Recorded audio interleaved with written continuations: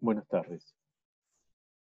Con, con la unidad temática 3 estaríamos hablando sobre las presas, las tipologías, los requisitos que tenemos para generar un embalse que nos permita regular caudales o volúmenes de agua y se requieren de estructuras como son las presas. Dichas presas tienen algún grado de conocimiento, de estudios a lo largo de la historia de la humanidad que han avanzado por experiencias, pruebas y errores, presas de baja altura, hasta que con los conocimientos de materiales y el conocimiento fundamentalmente de leyes de física, de estabilidad y fundamentalmente matemáticas, uno ha ido avanzando no solamente en el conocimiento de los materiales, sino en el conocimiento general de estabilidad y ha permitido que las obras empezaran a ser de mayor magnitud y con mejores conocimientos sobre los materiales ha permitido que además alcancen mayor altura. Bueno, prácticamente vamos a analizar cuestiones generales, las tipologías, las fuerzas actuantes y cómo es el cierre. Y después vamos a basarnos en dos cuestiones sobre las presas que pueden ser o de hormigón, con distintos tipos, o de materiales sueltos. Empezando con las cuestiones generales, podemos decir que las funciones de las presas son dos, y de las estructuras. Uno es permitir derivar. ¿Qué derivamos? Todos los excedentes de agua desde el punto de vista antrópico, todo el agua que yo no necesito utilizar, la dejo pasar. Y la tengo que dejar pasar o derivar de manera segura. Entonces, por lo general, uno utiliza vertederos u obras de toma y derivación para lograr ese objetivo. Entonces, el propósito por el cual uno haría una presa y genera un embalse es para embalsar agua. ¿Yo qué embalso? Embalso el agua que en algún momento voy a necesitar. Cuando necesito aumentar la garantía de algunos caudales objetivos o volúmenes de agua que puedo tener, necesarios por encima de los caudales mínimos que trae el río, bueno, la forma de mejorar las garantías será embalsando agua. Pero todos los excedentes, lo que no voy a utilizar, lo tengo que dejar pasar de manera segura. Y esa manera segura no es solamente la estructura, sino pensar que la partícula de agua, al estar embalsada, va a tener mucha más energía, porque justamente la presa y el almacenamiento, lo que hacíamos era hacer que las partículas de agua pierdan menos energía en su escurrimiento por el solo hecho de cambiar de régimen de escurrimiento. Bueno, ya desde años 4000 antes de Cristo hay conocimiento de presas fundamentalmente en Egipto y la Mesopotamia.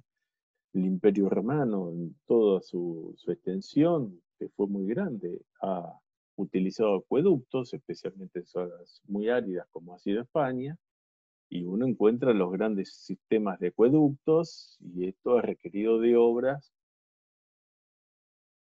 justamente para almacenar agua y para poderla disponer en su momento, para poder establecer las bases del imperio de aquel entonces. Obras que muchas se conservan en pie, aunque no sean funcionales. Otras obras han sido simplemente para permitir la navegación. No se olviden que los medios de transporte de aquella época eran fundamentalmente a través de barcazas y hoy en día el transporte y el comercio a través de transporte fluvial siempre es el más económico de todos los transportes posibles.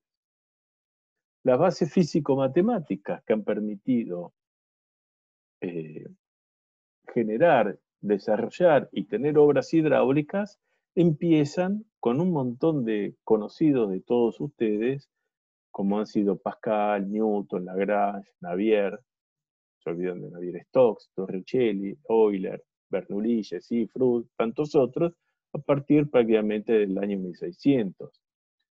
Ahora, ya en el año 1850, el uso de las matemáticas, los cálculos racionales permiten definir la racionalidad y la estabilidad de esas estructuras.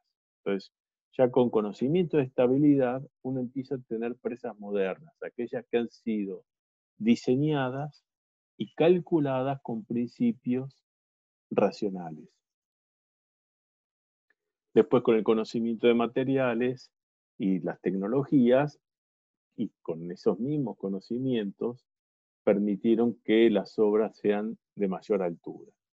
Prácticamente 110 presas en la Argentina hasta la década de los 80, 90, muchas de ellas eran de materiales sueltos, la mitad, por supuesto muchísimas de baja altura, que han sido las principales, y 32 de las 110 presas eran presas de gravedad, o sea, aquellas que resisten por peso propio.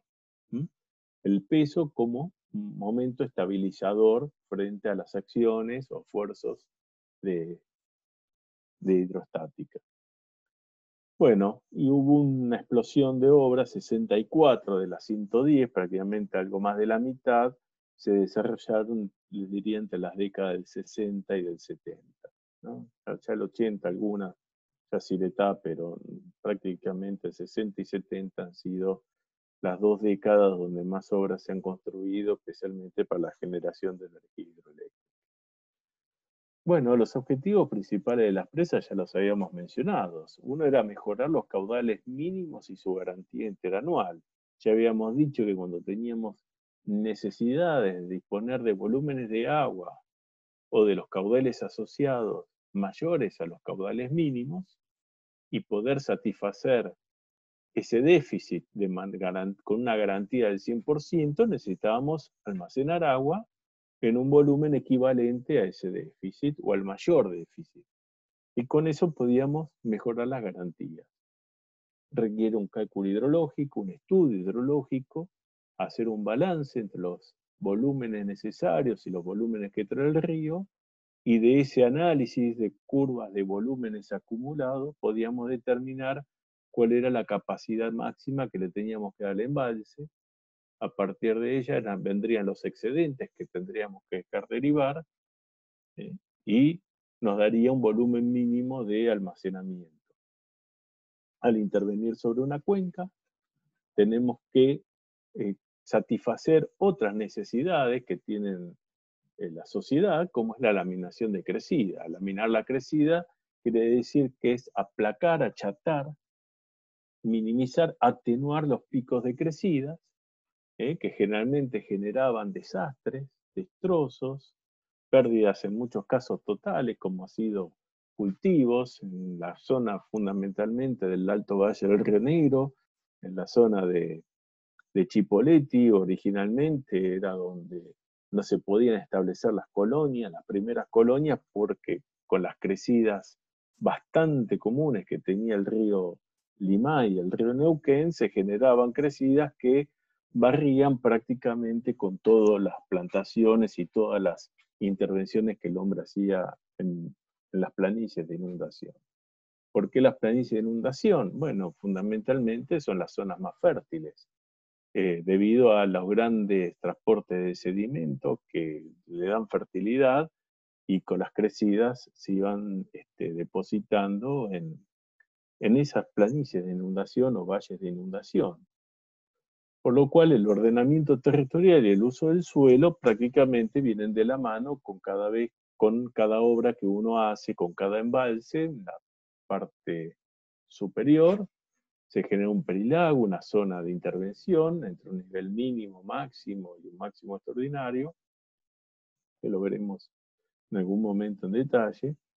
Y por el otro lado, aguas abajo, bueno, se pueden establecer un montón de colonias, granjas agrícolas, a través del riego, bueno, y el ordenamiento del suelo y el ordenamiento y el uso del suelo pasan a ser fundamentales. Y otros objetivos que requieren las presas es empezar a hacer la conservación de las existentes, que muchas ya han superado la vida útil de las obras. Estamos en el año 2020, algunas datan de la década del 40, así que su vida útil de 50, 60, 70 años ya ha sido excedida.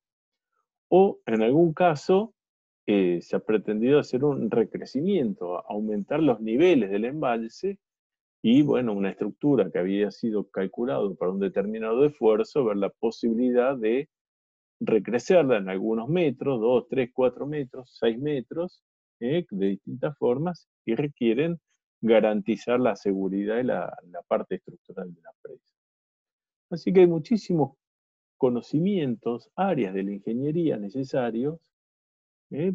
para el tratado de presas. Fíjense que podemos mencionar la mecánica de materiales, fundamental, conocer sean las presas de hormigón, de materiales sueltos, un conocimiento acabado que en los últimos 30, 40 años ha evolucionado muchísimo, no solamente la clasificación de materiales, siguiendo ¿no? leyes de filtro, de mezcla de materiales combinados, conceptos de reología, cómo evolucionan los materiales, fundamentalmente con o sin agua.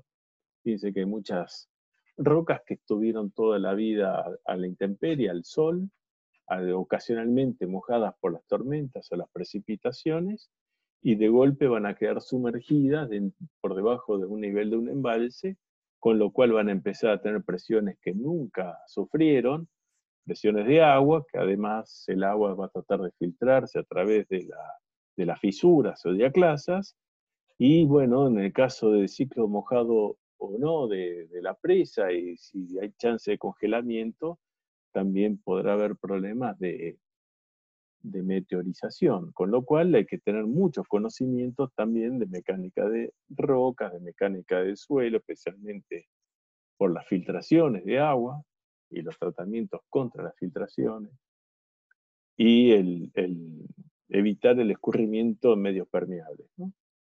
Y también, obviamente, conocimientos de hidráulica y de hidrología, que parecían obvios, pero bueno, también son uno más de todos los que se necesitan para hacer todos estos tipos de estudios. La seguridad, por supuesto, es un concepto básico, tener garantía de que la obra va a ser estructuralmente estable, que va a ser sobrepasada por el agua y va a seguir siendo estable, y que generalmente las chances de rotura sean dentro de valores aceptados prácticamente cero. Entonces, eso va a requerir que uno haga estudios muy precisos, fundamentalmente de los caudales máximos que pueden venir, siempre y cuando la seguridad esté asociada a un problema hidrológico. Una gran crecida que genere la rotura de la presa no la quiero, entonces voy a estudiar esas grandes crecidas, las voy a tener en cuenta y la voy a proyectar para esas cuestiones. Hay otros principios de seguridad que estarán vinculados a sismos, que hoy se pueden calcular fácilmente, considerando el sismo y el movimiento no solamente del sismo a la estructura, sino a la masa de agua que está y a los taludes y al suelo que conforma el embalse, porque la estabilidad también implica eso. La cantidad de sedimentos que va a haber, que se van a depositar en el embalse y que van a generar presiones sobre las estructuras. Así que siempre que uno hace un tipo de estas obras y del riesgo involucrado en su ruptura, especialmente por las catástrofes que puede ocasionar, especialmente en vidas humanas, se requiere la observación y vigilancia de estas obras, fundamentalmente lo que se llama auscultación de las presas, que requieren disponer de un montón de instrumental que se coloca dentro de la presa, y como a veces, una vez que uno lo coloca, después no lo puede acceder nunca más, a veces se ponen duplicados o triplicados para ver que si en algún caso alguno no funciona, se siga midiendo o controlando muchas de las características y el comportamiento de las estructuras, fundamentalmente las materiales, los mecanismos, cuando hay compuertas que siempre funcionen, el flujo de agua a través de la masa de la presa, pero es impermeable. Sí, es impermeable hasta un límite. Entonces, lo que uno pretende es garantizar que el agua que pasa sea controlada. Y solamente puede ser controlada o dentro de la masa de la presa, especialmente si es de materiales sueltos. Si es de hormigón, también pasa el agua. Más de uno tendrá una losa de hormigón en un edificio y verá que cuando llueve a veces filtra el agua de lluvia y es hormigón, o sea, el hormigón tiene poros y permite el paso de agua. También puede pasar el agua a través de la roca, en los estribos, o por debajo de la presa, a través de los cimientos. Y además, un tema muy característico es el tema de las deformaciones y los corrimientos de la presa. Si la presa es de hormigón, ni hablar que con los cambios de temperatura, el hormigón se mueve. Lo habrán visto más de una vuelta en los pavimentos de hormigón, que a veces se levantan. Entonces, la deformación por gradientes térmicos son conocidas. Imagínense una obra que está, un embalse que está lleno en una pared de hormigón, que de un lado tiene el agua del deshielo, recién transformado el hielo o la nieve en agua, agua muy fría, y por el otro lado un sol de verano que en el otro costado de la pared, la que siempre está seca, tiene grandes temperaturas, ¿no? Entonces tiene un movimiento, un gradiente térmico tan importante esa estructura que se va a deformar, y no está mal que se deforme, siempre y cuando esté controlado y sea dentro de lo previsible. Ahora un problema es si el embalse está lleno, otro problema será si el embalse está vacío, otro problema será si se deforma de una determinada forma en verano o se deforma de la misma forma en invierno. Entonces, conocer cómo va a ser el comportamiento de las deformaciones es muy importante. Y el corrimiento de las presas. A veces las presas por la presión se deforman y se mueven. El tema es que no se desplacen, ¿no? Entonces, bueno, esas cuestiones hay que analizarlas y es muy importante conocerlas. Y muchas de estas no tienen nada que ver con hidráulica, entonces el conocimiento sobre las presas involucra todas las especialidades de la ingeniería. La tipología, bueno, hasta este instante veníamos hablando que la presa era un cierre, una pantalla que yo estoy poniendo en un cauce, y el único objetivo es cambiar el régimen de escurrimiento y almacenar agua.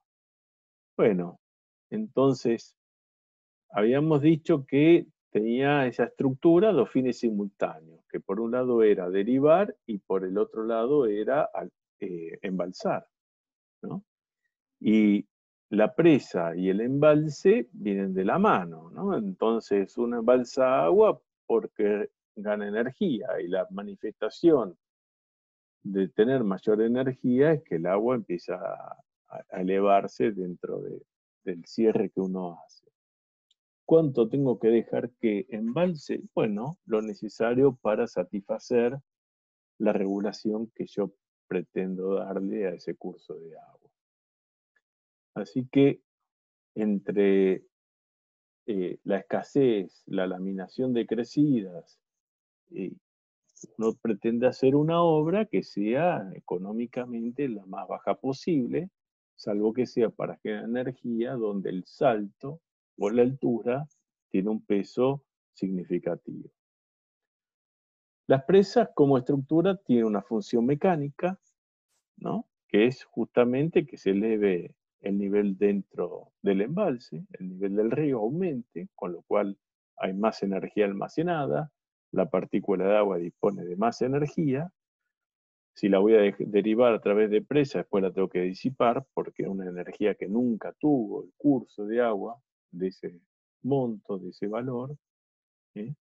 Y vamos a ver que la mayor solicitación que ustedes van a calcular como ingeniero va a ser el empuje hidrostático que genera un embalse sobre una estructura como es la presa. Es una de las mayores solicitaciones que van a tener y una sobrecarga de las mayores que van a calcular en toda la vida de ingeniería.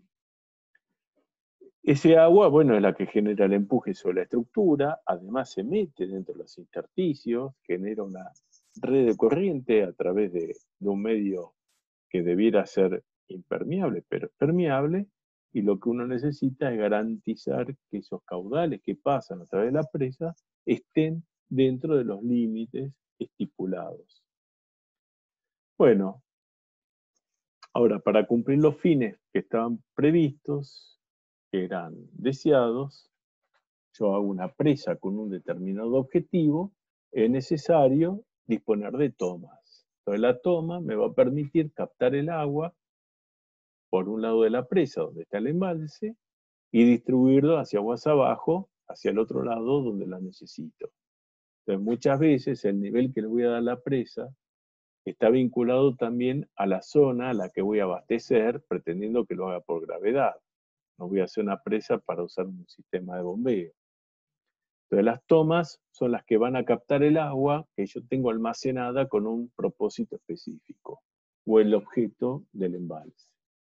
Y por el otro lado estarán los aliviaderos y los vertederos, que son los que dejarán pasar los excedentes de agua, nuevamente digo, desde el punto de vista antrópico. Bueno, entonces en ese sentido, uno dispone de muchas tomas para muchos fines. Pueden ser tomas para abastecimiento de agua o abastecimiento específico, motivo por el cual hice la presa. Entonces, el caudal que tengo que para el diseño de esa obra de toma va a ser igual al caudal objetivo, más o menos un porcentaje.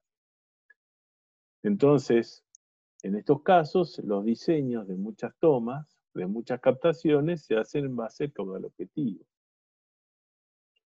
Cuando uno utiliza una obra de riego, el caudal era variable. Podría llegar a ser, en términos muy generales, esto tómenlo de forma muy general, podría llegar a ser 2 o 3 veces el caudal módulo. Puede ser que yo almacene agua durante toda una época para utilizarla en algún ciclo de 3 o 4 años posteriores. Entonces, muchas veces, y concentrados en el año, a veces necesito riego en pleno verano, donde pueda haber escasez o no. Entonces, prácticamente el volumen de todo un año lo dispongo en 4 o 5 meses, y entonces los caudales de diseño a veces podrían ser 2 a 3 veces el caudal módulo. Si uno hace una obra para hacer un aprovechamiento máximo del embalse, volviendo al abastecimiento de agua y otros fines, como puede ser para la industria, el caudal objetivo podría llegar a ser muy parecido al caudal módulo. No necesariamente tenga que ser así. Ahora, cuando hablamos de hidroelectricidad y lo que estuvimos hablando del empuntamiento de las centrales, de generar que todo el volumen de agua que tenía previsto para la potencia firme lo concentro en muy pocas horas, en 3, en 4 horas, quiere decir que ese volumen puede ser mucho mayor al módulo y dependerá de cuán empuntada está la central. Así que esa obra de toma que yo voy a necesitar para mandar a las turbinas podrá ser de 3, 4, 5 y hasta 6 veces el caudal módulo, dependiendo de lo que se dice el factor de planta, de cuántas horas al día va a funcionar. Y también tenemos los desagües para las crecidas, o sea, no necesariamente todos los excedentes pasan por un vertedero.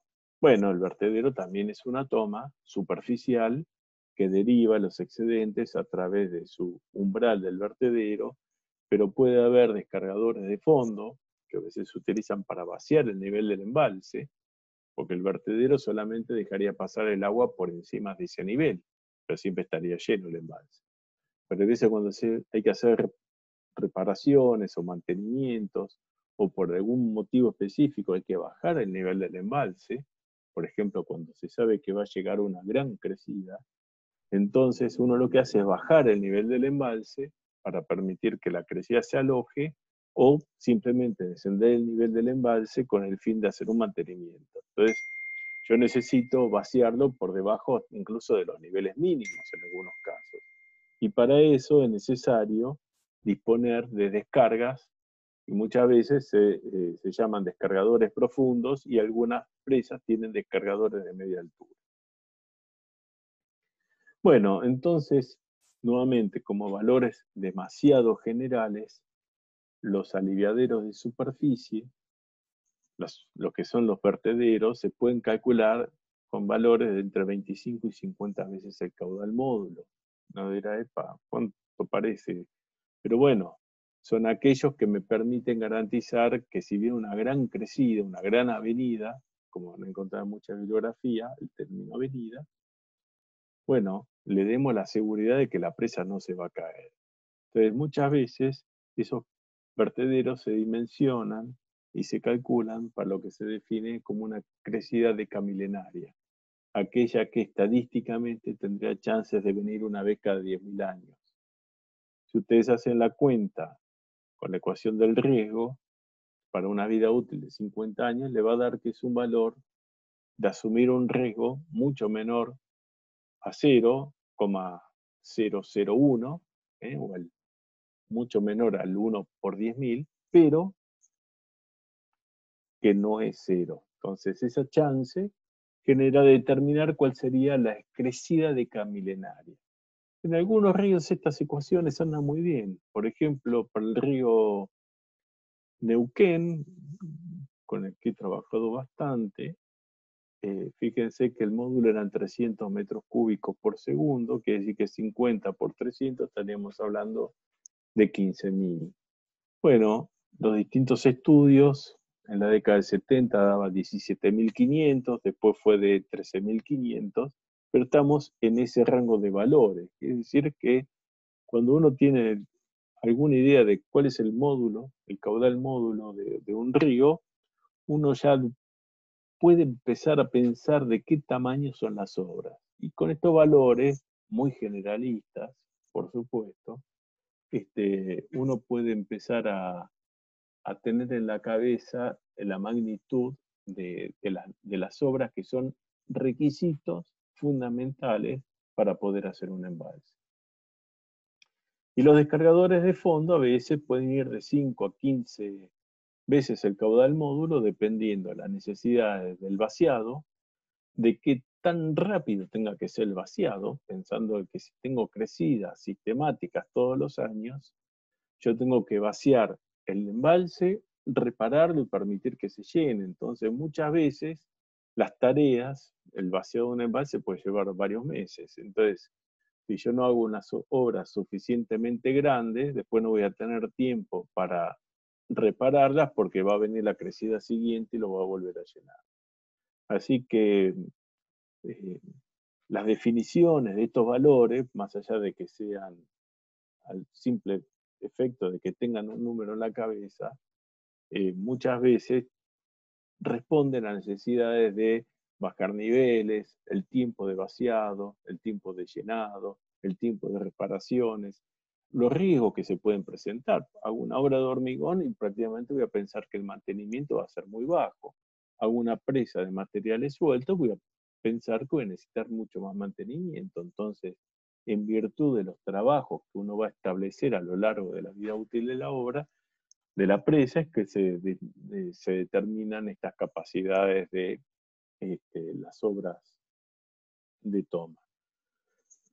Bueno, mucho más no vamos a mencionar, simplemente saber que la obra no es solamente la presa, sino que es las obras de seguridad las que me permiten darle garantía a la estabilidad, al paso de las crecidas, al mantenimiento, al vaciado, y además el fin específico para el cual son hechas, obras de toma para derivar agua y llevar de una ciudad para agua potable, a la industria, al riego, y por lo general que sean todas por gravedad, ¿no? Que es lo más económico posible. Entonces, nuevamente las presas embalsan y los desagües, aliviaderos, evacúan. Nuevamente tengo que dejar derivar y embalsar. Esos son los dos conceptos que van de la mano, que están siempre presentes en todos los casos, ¿eh? Y que los tengo que garantizar. Y también hay que pensar que no solamente la presa genera, al generar una estructura hay que mantenerla, sino que el embalse, que viene de la mano con la presa, involucra toda la contención, las rocas, el suelo de contención, suelo que estuvo siempre seco, al elevar el nivel del agua a 20, 30, 50 metros, empieza a estar mojado y fundamentalmente saturado en muchos casos. Los círculos de rotura de Moore, cuando lo han analizado en estabilidad de suelos, empiezan a cambiar, la fricción interna se minimiza y se generan posibles círculos de deslizamiento que hay que tenerlos previstos también. Hay veces que se caiga parte de un talud, no hace nada, llena de sedimentos o completa sedimentos dentro del embalse, y en otros casos puede ser crítico.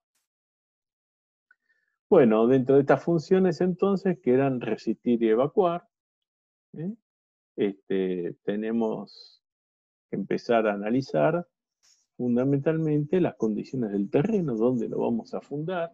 No es lo mismo hacerlo sobre un basalto que hacerlo sobre suelo o arenas, gravas, etc. Tenemos que ver cómo va a ser el uso del suelo, si el embalse va a estar prácticamente constante o va a tener varias variaciones en los niveles, las tecnologías de construcción. En los 70 había una forma de concebir estas obras. Hoy hay una tecnología muy superior que hace que las mismas obras se puedan construir de forma mucho más económica, aún del mismo material, no necesitando grandes clasificaciones. Fíjense en la presa de Caracoles, el llenado del embalse solamente a los fines de estabilidad, ¿no? O sea, el material que se pone es para dar peso, pero requiere algunas clasificaciones y en algunos casos se saca del lecho del cauce y se lava y se coloca, y en otro lado se coloca todo el descarte, que lo único que interesa es darle peso, ¿no? Así que bueno, todas estas cuestiones dan una serie de conveniencias sobre el tipo de presa, ¿no? Hay que pensar que el cemento hay que trasladarlo especialmente de muy pocos lugares del país hacia un centro específico. En cambio, en otros casos, puede ser que la presa esté muy cerca de un centro, de una cementera, con lo cual, bueno, las ecuaciones económicas, el costo del transporte, en muchos casos es determinante. Después, la ubicación del vertedero dependerá fundamentalmente si la presa es de materiales sueltos o es de hormigón. Si es de hormigón, el vertedero lo puedo hacer dentro de la misma presa, dentro del mismo cuerpo de la presa. Ahora, si es de materiales sueltos, mezclar hormigón y materiales sueltos a veces no es lo más indicado, entonces uno hace la presa específica y el vertedero lo coloca en otro lugar, sobre roca sana, por ejemplo. Entonces, estos lugares también hay que preverlos. Y si eso no es posible, bueno, hay que cambiar la tipología, porque no tengo otra chance. La forma de resistir es otro tema. Por lo general hemos visto que uno resiste por peso propio, le da la estabilidad al peso, ¿no? El peso, por el coeficiente de fricción, es el que se resiste al desplazamiento que trata de darle las fuerzas horizontales del empuje, ¿no? Pero pueden ser presas en arco, existen en el mundo, en Argentina también existen, de simple curvatura o de doble curvatura.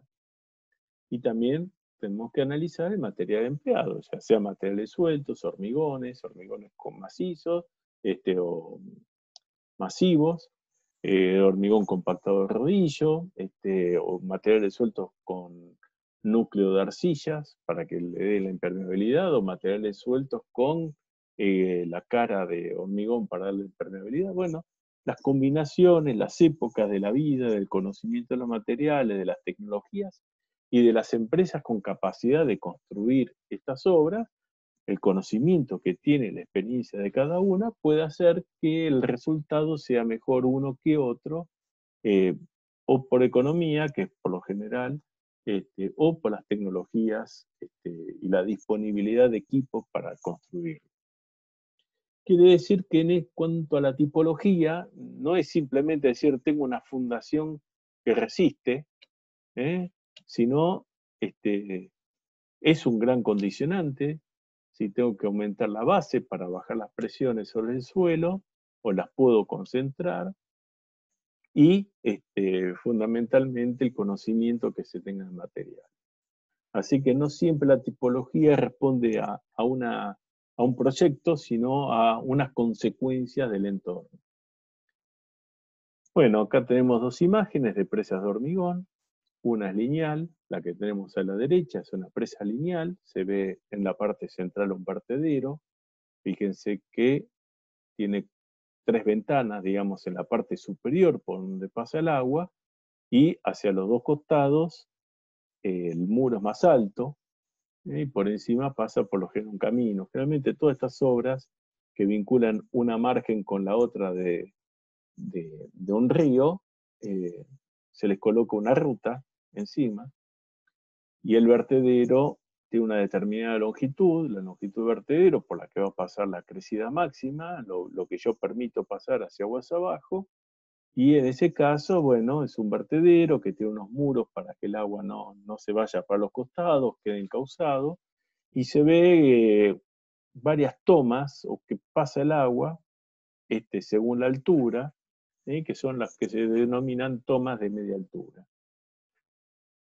En la foto de la derecha, además, se observa a la izquierda de la foto unos caños, 5, que son las tuberías forzadas que van a cada una de las turbinas de la sala de máquinas, que es esa estructura que se ve, nuevamente digo, ahí a la izquierda de esa foto, y que la salida de las turbinas, bueno, es eso que parecen columnas, pero es justamente la salida de cada una de las turbinas. Y esa foto, esa estructura que se ve a la derecha, a la izquierda, es la sala de máquinas. Ahora, en la foto de la izquierda, vemos una estructura en arco, de hormigón en arco. Quiere decir que acá la resistencia no es solamente por peso, sino que es por forma. La curvatura lo que hace es, imagínense que ustedes están analizando una fuerza que viene en este sentido y se descompone en 2 componentes que transmiten por compresión, es el hecho del justamente el arco, por compresión hacia los estribos, con lo cual el estribo es más eficiente en su resistencia. Bueno, es una forma de cálculo de estructura. Cuando hablábamos de la resistencia, la forma de resistir, el arco es una. Y puede ser de simple curvatura o de doble curvatura. O sea, acá tenemos una curvatura en planta, pero también puede haber una curvatura en corto. Tiene 2 vertederos, en vez de uno central, tiene 2, con 2 vanos cada uno. Y bueno, abajo, no sé si se ve el cursor, pero ya abajo está los descargadores que puede tener el fondo, y esta es la restitución, ¿no? Y acá a la derecha están las casas de máquinas y las estructuras derivan el agua, y acá se genera la estructura. Hay otras presas que por más que sean en arco, la longitud total no permite, no es suficiente para el paso de agua, entonces a veces a los costados, la más típica y más característica, la presa Hoover en el río Colorado, bueno, que justamente deriva el agua lateralmente hacia ambos lados y permite el paso de las crecidas, no a través de la estructura, sino lateralmente, y lo hace a través de túneles que después vuelcan el agua en el curso. Bueno, entonces las presas podrán ser de gravedad o de arco, se resisten por forma o por peso. Este caso es una presa no de hormigón, es de materiales sueltos, por supuesto de gravedad, tiene un talud, acá se puede ver también el camino sobre la margen izquierda del río, pero lo tenemos a la derecha de la foto, vemos el espejo de agua, así que desde dónde viene y hacia dónde va es este cursito que apenas se dibuja acá abajo. Bueno, una presa muy típica, como puede ser Potrerillos en estos momentos, además creo que la de Potrerillos, de materiales sueltos, y tiene una cara de hormigón para generar la impermeabilidad de la presa, ¿no? Esta es una presa arco, tiene una doble curvatura, muy suave, pero se observa en el sentido vertical que hay una curvatura en este sentido y hay una curvatura en este sentido. Así que son presas de doble curvatura. Por supuesto, requiere que los estribos sean sólidos, sean firmes, sean fuertes, y además que la fundación resista el peso de esta estructura, ¿no? Si no, se hundiría. Después, si ustedes ven el embalse y el espejo de agua, van a notar que hay una marca que estaría determinando cuál ha sido el nivel máximo o el nivel máximo normal hasta la altura de la que llega el agua. Generalmente la piedra se observa más lavada y permite intuir, bueno, si el embalse está lleno, está vacío, en qué periodo del año podemos estar o las características del embalse. Y a veces tiene lo que se puede observar abajo en el centro de la presa, son descargadores, cuando uno tiene que largar agua, bueno, un descargador de fondo y tiene una válvula que permite disipar la energía. Estas nomenclaturas de PG, que expresa gravedad, en arco, de simple o doble curvatura, son nomenclaturas que se utilizan mucho para clasificar las presas. Las presas de gravedad a su vez podrían ser macizas o aligeradas. Macizas es que todo el peso resiste y aligeradas es que cuando el peso total de la estructura es más que suficiente, no necesariamente se rellenan y puede ser hueca en parte del interior de su estructura. Las de arco pueden ser de simple o doble curvatura. Bueno, y acá tendríamos un esquema de las estructuras típicas, una presa de gravedad, donde el esfuerzo, todo el empuje, si yo hago un diagrama de presiones, tendría un empuje triangular. ¿eh? Esto, si yo lo integro a lo largo de la altura, me generaría un empuje, que por lo general tiende a generar el vuelco de la estructura y generar un deslizamiento. Resiste por peso propio y se especifica o se pide o uno pretende que por lo menos la componente de la resultante pase por el tercio medio de la base para garantizar que toda la base se encuentre sometida a una presión, compresión y no una tracción, ¿no? Cuando la resultante cae fuera del tercio medio, tenemos un problema de estabilidad. ¿sí? Bueno, entonces fundamentalmente tiene una pantalla vertical, un muro vertical, no necesariamente tenga que ser vertical, podría ser inclinado de hacia o hacia arriba, y a veces esto se hace con contrafuertes.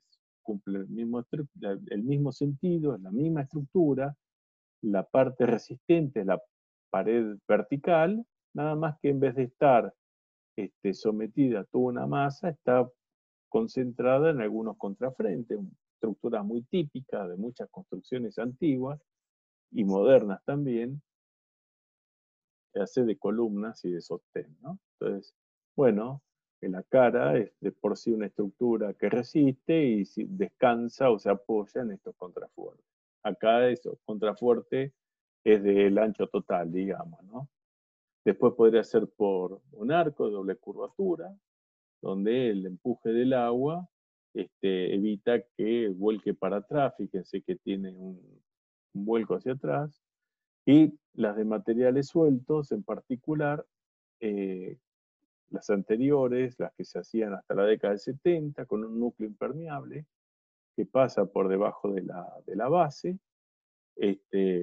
para evitar no solamente la red de corriente, disiparla porque el espacio que queda acá en el suelo es muy, muy pequeño, entonces se evita la velocidad y el gradiente hidráulico.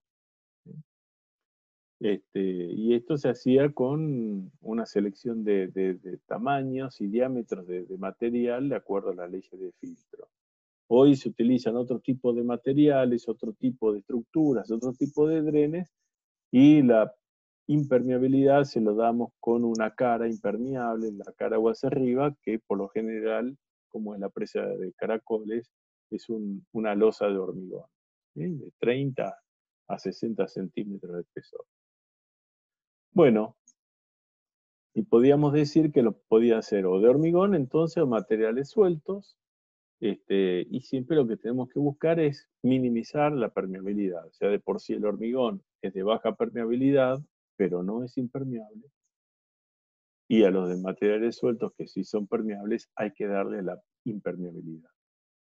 Y las presas también podrían ser de pantalla o diafragma, que es el caso del contrafuerte prácticamente, dependerá el espesor de la pantalla o de la estructura resistente, la que genera la presa en particular.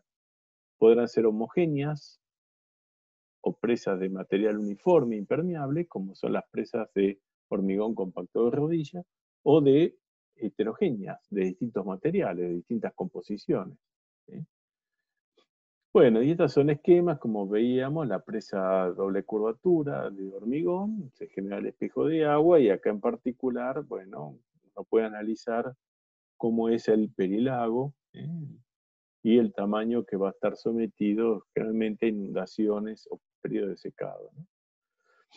Esta es una presa de Córdoba, entonces yo desde la presa puedo mirar hacia aguas abajo, se ve el cajón a través del cual el agua escurría originalmente, y como este era un cierre angosto, se permitía el uso de una presa de hormigón. Entonces acá estaba la presa de hormigón, se ven los estribos. La roca fue excavada para que el estribo esté perfectamente empotrado, y no tenga ninguna chance de deslizamiento para un lado o para otro. Este es el esquema estructural de la presa de El Cajón en Córdoba, de doble curvatura. Y esta ventana que se ve acá en la parte superior es la que garantiza el paso de los excedentes de agua. El agua pasa acá con toda esta cota, con toda esta altura, con toda esta energía. Y bueno, lo que se pretende es que cuando el agua que pasa a través de este vertedero caiga, disipe la energía por choque acá mínimo. Entonces esta zona es protegida. Fíjese, hay una presa de 39 metros de altura, bastante interesante. En Córdoba hay muchas de estas, sobre el río Ceballos, etc. Bueno, fuerzas actuantes fundamentalmente es el peso propio, como peso estabilizante, fuerza estabilizante, y el empuje hidrostático como solicitación estructural. Después vamos a tener otro tipo de fuerzas, como son la de la supresión, que es por el agua que pasa, a través del medio permeable, como es la base, como son las fundaciones, y la presión intersticial. Después efectos térmicos, que son muy importantes, y está el tema de los sismos, el empuje de los sedimentos, el oleaje, en el caso de que haya hielo, el golpe del hielo sobre las estructuras. Y, bueno, por un lado el peso propio es el que estabiliza, y por el otro lado necesito que el suelo, el terreno, resista las fuerzas para que no se hunda, ¿no? Entonces necesito tener un equilibrio de fuerzas. Generalmente se plantean la sumatoria de fuerzas según X, según Y, y la sumatoria de momento, en todos los casos, tienen que ser iguales a cero, ¿sí? Para que se dé la estabilidad. Y bueno, por lo general, el peso propio en muchas estructuras es de hormigón. Por lo general, el gama del hormigón armado, puede ser entre 2,3 y 2,5 toneladas por metro cúbico. Especialmente que no toda la estructura, no todo el volumen de la presa es macizo, sino que en muchos casos hay galerías.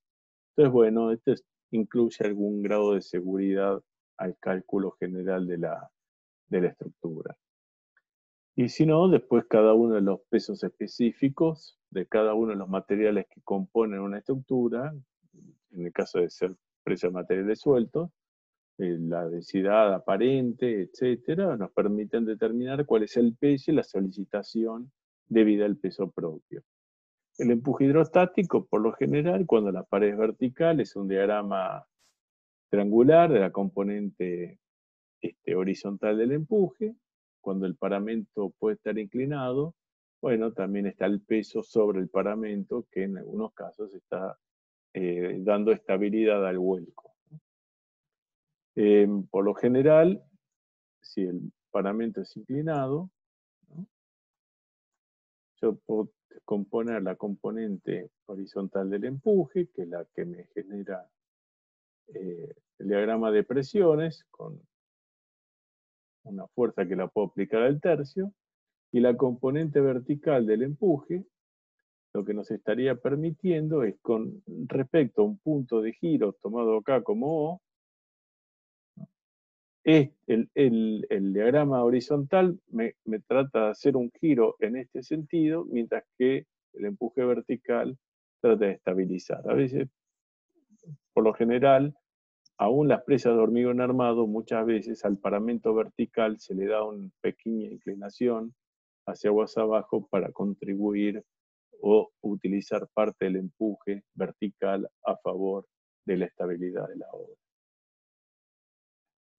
Bueno, la filtración, las presiones intersticiales, hay que analizarlas con mucho detalle. Por un lado, la pérdida de agua, que es fundamental, la presa que se hace cerca de la localidad de Bahía Blanca, con un fin de generar un embalse para producción de agua potable, bueno, es un colador, no se puede llenar porque pierde agua, con lo cual es una pérdida económica, ¿no? Después, si se va al material fino, se pueden dar problemas de sifonaje, de socavación de material, con lo cual es muy crítico eso, requiere muchísima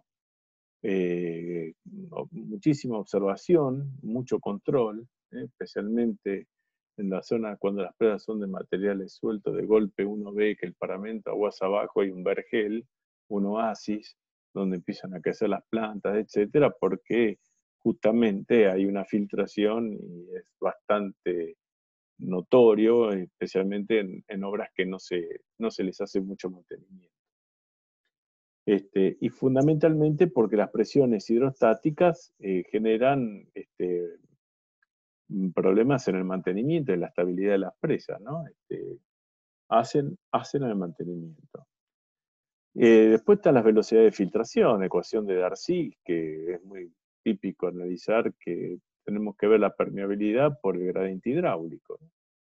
Bueno, que pase agua no es el peligro, el tema es que esté controlado. Y después con respecto al cierre, ¿no? Que ya les dije, lo mencioné, que el embalse y la presa van de la mano, son indivisibles, entonces no es solamente la estructura de la presa lo que hay que atender, sino hay que atender a toda la estructura o todo el material del perilago. Son rocas que, les vuelvo a decir, siempre estuvieron secas y de golpe van a estar saturadas y les cambiamos las condiciones de trabajo y estos procesos llevan tiempo, entonces por ahí los efectos se empiezan a analizar 20, 10, 20 o 30 años después. En la obra de Chocón en particular, los núcleos de yeso que estaban en el material del fondo, bueno, no tenían problema porque las cargas de agua eran bajas al poner la presa de Chocón, construirla, la carga hidráulica aumentó mucho, entonces esos núcleos de yeso empezaron a estar solicitados a presiones cada vez más grandes y terminaron disolviéndose.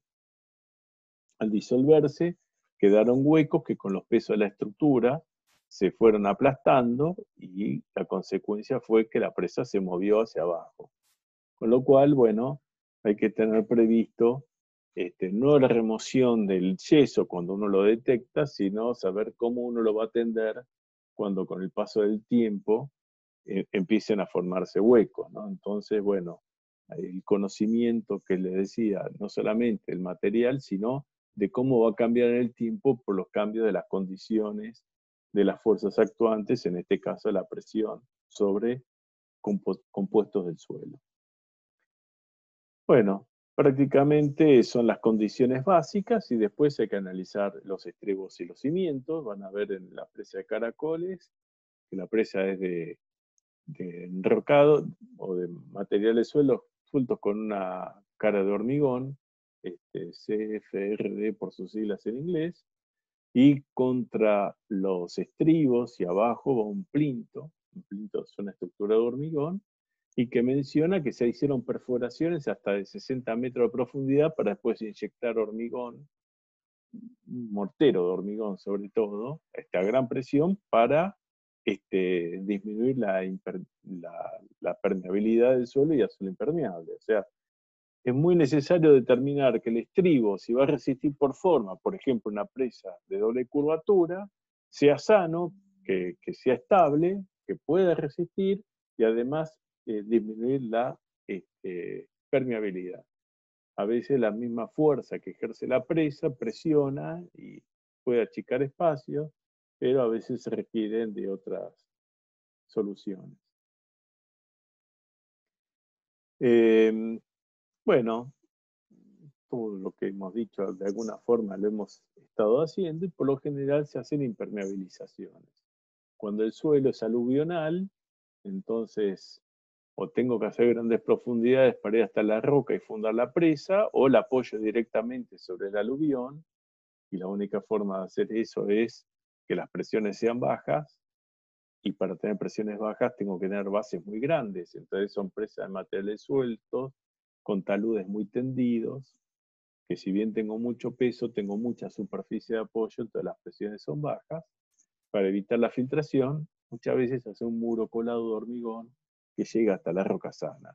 Caracoles es un ejemplo de eso, pero hay muchísimas presas que se hacen lo que se denomina muro colado, que son un muro de 60, 80 centímetros a todo lo largo que llega hasta la roca sana y que se llena de hormigón y a veces van armados. Entonces con eso se disminuye o se anula la permeabilidad de ese material aluvional, que generalmente son arena, y más cuando tienen presión. Entonces, cuando tengo un embalse de un lado, se establece una red de corriente simplemente por la diferencia de presiones entre el embalse y la restitución. Quiere decir con todo esto que hacer esa pantalla plana vertical para generar el cambio de régimen, un escurrimiento, digamos, pseudo uniforme a una curva de remanso, un movimiento gradualmente variado, no es tan fácil, conceptualmente es muy sencillo, pero requiere mucho conocimiento de la ingeniería, por eso antes las obras eran bajas, y de las consecuencias del paso del tiempo sobre muchos materiales, o por las redes de corriente que se generan por el suelo, con el fenómeno de sifonaje, o por la meteorización de la roca, o por el paso de agua a través de la presa o a través del suelo, y por lo general en el movimiento de las presas que se pueden dar cuando tengo el embalse lleno, cuando tengo el embalse vacío, si estoy en verano, si estoy en invierno. Entonces, todo eso hace mucho al estudio físico de las presas. Y las presas de la mano requieren conocer el embalse. Por lo general, el cuenco general donde se genera el embalse se le dice vaso del embalse, ¿no? Y está sometido a muchos gradientes hidráulicos en todas las direcciones. Bueno, así que, bueno, finalmente la impermeabilidad se estudiaba en forma actual o futura, especialmente por el tema de esos núcleos de yeso o de otro material que sea soluble al agua, especialmente cuando tienen mucha presión, o especialmente, por ejemplo, si puede sufrirse el congelamiento, entonces las diaclasas de la roca se llenan de agua, se congela, la fisura se abre, después viene el verano, el agua se funde, se va o se seca, y el ciclo siguiente vuelve a pasar lo mismo. Entonces, ese movimiento de agua y en zonas especialmente de mojado y secado, que son esas que se veían en el Perilago, a veces también generan que son zonas donde crecen plantas, árboles, y las raíces en su búsqueda de humedad generan también presiones que terminan por meteorizar toda la roca y hacen a la impermeabilidad. Así que no es solamente actual, sino es futura. Por otro lado, a favor tenemos que a favor nuestro como ingenieros es que todos los sedimentos que vienen en el agua empiezan a sedimentar cada vez más finos, y la sedimentación de material fino sobre el lecho del vaso, especialmente próximo al embalse, ayuda a la impermeabilidad del vaso, ¿no? Lleva tiempo, pero también tapa los descargadores de fondo, especialmente cuando habían sido generados con el desvío propio. Así que bueno, eh, son todas las condiciones que tenemos que ir analizando con las presas y con el vaso. Y bueno, es necesario hacer muchísimos estudios, que no siempre están todos hechos, porque son algunos muy caros al comenzar los proyectos. Y bueno, como uno cuando hace la presa, sí o sí, tiene que mirar el 100% del apoyo, bueno, los estudios del suelo propiamente dicho, de la geotecnia se conocen al momento de construir y muchas veces traen sorpresas, ¿no? Paleocauces, zonas que no habían sido detectadas previamente y empiezan a aparecer, con los cuales los grados de la variación de las sorpresas que uno puede tener pueden ser muy altas al comienzo de las obras. Bueno, con esto estaríamos dando por terminado la clase de la unidad temática 3 que tiene que ver con las presas, las tipologías, y hacen fundamentalmente a la estructura que tenemos que hacer para el cierre de las obras. No tengo nada más que decir, bueno, en cualquier momento ya se los alcanzo.